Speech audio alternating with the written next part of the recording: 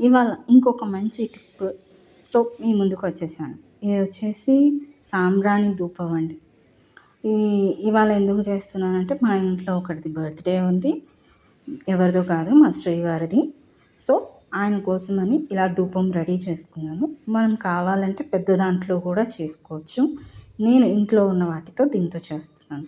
దీంట్లోకి 2 లవంగాలు, 2 యాలకులు, ఇంత బిర్యానీ ఆకు, ఇంత సాంబ్రాణి పౌడరు, 2 కర్పూరము, ఉంటే వేపాకు వేసుకోవచ్చు. నాకు ఇక్కడ లేదు కాబట్టి నేను వేయలేదు.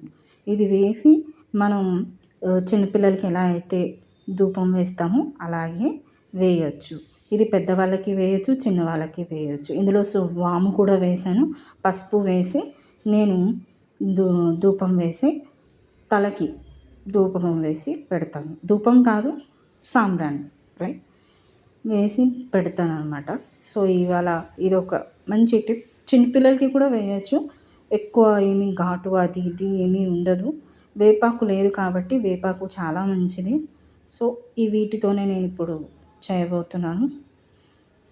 ఎవరో నాకు చెప్తే నేను విని మంచిది, ఇంటికి కూడా మంచిది, మనిషి కూడా ప్రశాంతంగా ఉంటారు ఆ రోజు. ఇలా బర్త్‌డే రోజు, పెళ్లి రోజు, విశేష రోజుల్లో తలస్నానం చేసి ఆడవాళ్ళైనా సరే, మగవాళ్ళైనా సరే పెట్టుకునేవారు. ఆ కాలంలో ఇలా జడకి ధూపం వేసుకునేవారు. ఎందుకు అంటే చాలా మంచిది జుట్టు. ఎందుకు అంటే మనం తలస్నానం చేసి వచ్చాక తలంతా నెమ్ము తలలోకెళ్ళి జలుబు, తలనొప్పి అలాంటివి రాకుండా ఉండడానికి ఇది నివారిస్తుంది అన్నమాట.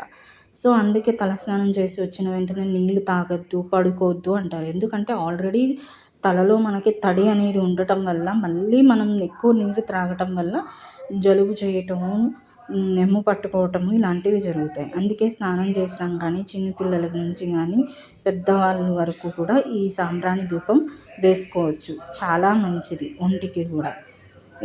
ఆ వేడికి కొంచెం ఎవరికైనా సరే డాండ్రఫ్ ఉన్నా, ఏమున్నా, సైనస్ ఉన్నా తొందరగా తగ్గిపోతుంది ఇలా ధూపం వేసుకుంటే.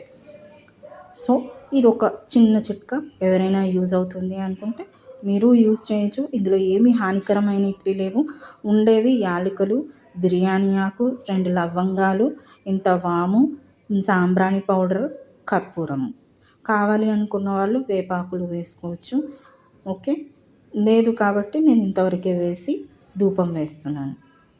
Bye bye. This is Ritvika Royal signing of.